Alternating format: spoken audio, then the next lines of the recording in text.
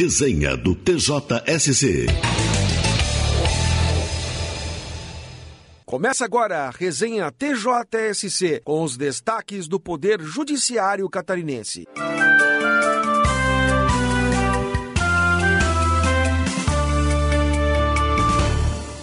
Ciclista sem cuidado que colidiu com o ônibus tem negado os danos morais e materiais. Detalhes com o repórter Gustavo Falu. A terceira Câmara de Direito Civil do Tribunal de Justiça de Santa Catarina negou o pedido de indenização por danos morais e materiais de ciclista envolvido em acidente de trânsito com ônibus em Brusque. O autor alega que o veículo seguia atrás de si e efetuou ultrapassagem para receber usuários, quando bateu em sua bicicleta. Para o desembargador Marcos Túlio Sartorato, relator da matéria, a jurisprudência determina que quem está atrás no trânsito tem o dever de cautela e precisa manter distanciamento mínimo para eventuais manobras de segurança. Assim, a Câmara negou o pedido de indenização.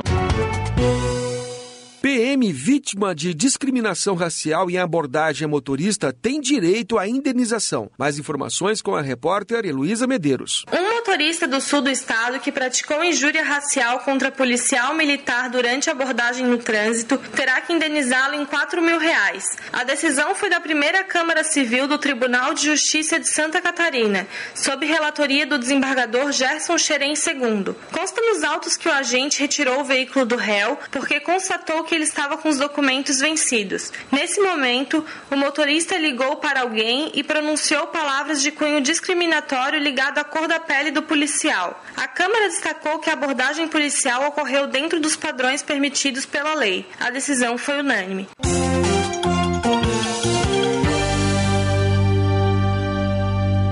A jornalista Gabriela Halpe traz agora os destaques do programa Justiça Legal. Gabriela? Oi, Marco. O Justiça Legal dessa semana vai mostrar como foi a visita da nossa equipe de reportagem à comarca mais fria do estado, localizada no município de Urubici, na Serra Catarinense. No quadro Entrevista, a nossa convidada é a juíza Vanessa Alfiero da Rocha, que atua no Poder Judiciário de São Paulo e veio a Santa Catarina ministrar palestra e conversar conosco sobre oficina de paz. E ainda a cobertura jornalística do Congresso Brasileiro de Processo Civil, que aconteceu no Centro de Convenções de Florianópolis e reuniu no local os maiores processualistas do país. É isso aí, Marco. Abraços e até o próximo programa.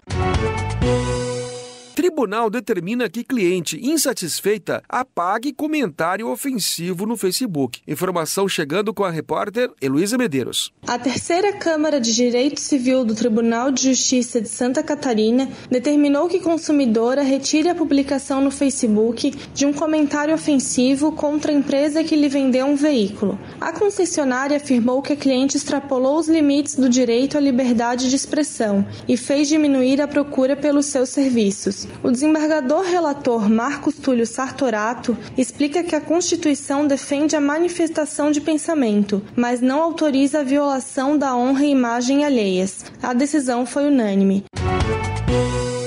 Alegação de insanidade não anula negócio firmado nem obrigação de quitar dívida. Repórter Gustavo Falu tem os detalhes. A primeira Câmara de Direito Civil do Tribunal de Justiça de Santa Catarina negou a anulação de negócio firmado entre homem que alega sofrer de transtorno mental e empresa de comércio. O autor afirmou que em anos específicos teve transtorno bipolar e, na última vez, foi pródigo e gastou o dinheiro da família. Quando sua esposa soube do caso, ajuizou o pedido de interdição do marido. Para o desembargador Saul Style, relator da matéria, o empresário não o coagiu para fazer o negócio e o pedido de interdição ocorreu somente depois da data em que firmou o contrato e contraiu a dívida. Assim, o magistrado acolheu o apelo da empresa e deu continuidade à cobrança.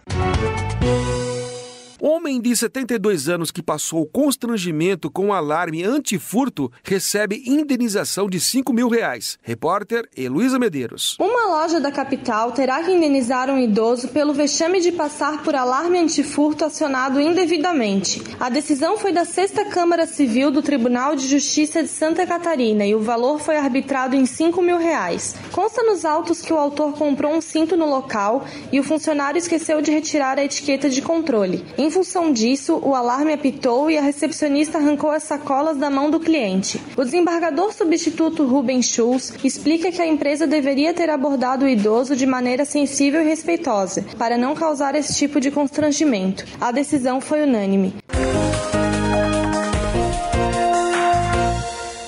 O tema da entrevista da semana é teoria dos jogos aplicada no judiciário, com o juiz Alexandre Moraes da Rosa. A jornalista Gabriela Halpe conversou com o magistrado sobre o assunto. Acompanhe um trecho da entrevista. Doutor Alexandre, como se define a teoria dos jogos e como ela é aplicada no judiciário? A teoria dos jogos surge, ganha fôlego na década de 50, a partir de John Nash e Morgenstern, que começam a teorizar de maneira mais eficiente esse ramo da matemática.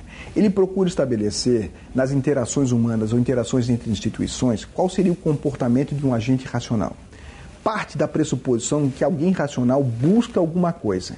Então nós teríamos um sujeito ou uma instituição que busca alguma coisa. A partir disso nós podemos estabelecer categorias para modular uma expectativa de comportamento em qualquer interação. Minha, contigo, eu com minha mulher, com meus filhos, com os nossos relacionamentos e também no processo judicial. Ela surgiu na Guerra Fria, foi utilizada pelas grandes potências, pela Rússia, pelos Estados Unidos e hoje ela é trazida por alguns americanos para o âmbito do direito. Como isso se dá? São 4 categorias básicas. A primeira, em qualquer relação eu tenho que entender quais são os jogadores. Jogadores aqui entendido lato sensu, o juiz, o promotor de justiça, o procurador da República, o assistente de acusação, o defensor, o acusado e a vítima. Entender também que nesses players as testemunhas existem, a mídia existe, um processo em que está no foco da mídia tem pressões diferenciadas, um processo que é esquecido, que não está na vitrine. Então você tem que entender quem são os jogadores diretos e quem são os jogadores indiretos, que podem ser mídia, parentes, grupos de pressão e assim por diante. Somente a partir dos jogadores que eu tenho, eu posso estabelecer quais as regras do jogo. E eu posso dizer mais, por que as regras do jogo? Hoje nós temos na teoria do crime, por exemplo, autores que são finalistas, outros que pensam pela teoria da imputação objetiva, ou seja, nós temos várias variáveis no tocante a como compreender o fenômeno jurídico. Se a Gabriela é a juíza e o Alexandre é o juiz, nós podemos ter pontos de vista diferenciados, e isso pode alterar a própria compreensão do fato, para um lado ou para o outro. Se eu não tenho informação qualificada como a Gabriela pensa, como o nosso ouvinte, telespectador pensa, eu não sei como eu posso fazer uma argumentação que seja factível ao seu ouvido. Eu preciso entender o que a Gabriela quer. A Gabriela quer fazer justiça, a Gabriela é uma justiceira, a Gabriela é uma autoritária, a Gabriela pensa o processo como garantia do acusado, a Gabriela tem qual visão da pena? A pena serve para alguma coisa? Eu entendo que a pena não serve para muita coisa, a pena é sempre uma retaliação do Estado, é uma função política, a pena não pode melhorar nem piorar ninguém, mas tem juiz que pensa que sim, tem promotor que pensa que sim, logo a abordagem que ele fará no processo depende do que ele quer de recompensa, não uma recompensa financeira, mas uma recompensa que pense nisso. E aí, para terminar, eu preciso, a partir desses 3 passos, Gabriela, saber quais são a minha estratégia, o que eu quero no processo. Eu quero ganhar? Quero ganhar significa o quê? Quero uma condenação menor? Quero uma condenação maior? Eu quero que o sujeito vá para a rua, seja livre, fique livre, ou quero uma pena alternativa? Ou seja, eu tenho que estabelecer o que eu quero no final, e aí eu posso estabelecer táticas que são as ações individuais para a obtenção daquele meu resultado. O senhor comentou que a teoria dos jogos também é utilizada em métodos alternativos de solução de conflitos. De que forma? O CNJ tem um módulo na formação dos mediadores e conciliadores que estipula a categoria dos jogos, para que nós possamos, a partir dessas 4 categorias que eu indiquei anteriormente, estabelecer que em qualquer conciliação judicial ou num procedimento de mediação de justiça restaurativa, nós temos que entender o que as pessoas querem. O direito tem uma resposta pronta antes do problema. Os juízes têm as suas respostas prontas. A mediação e a conciliação que não consegue ter um ouvido capaz de estabelecer o que a pessoa quer, ela é irrelevante do ponto de vista da eficiência da sua atuação. A íntegra da entrevista pode ser acompanhada nas redes sociais do Tribunal de Justiça de Santa Catarina.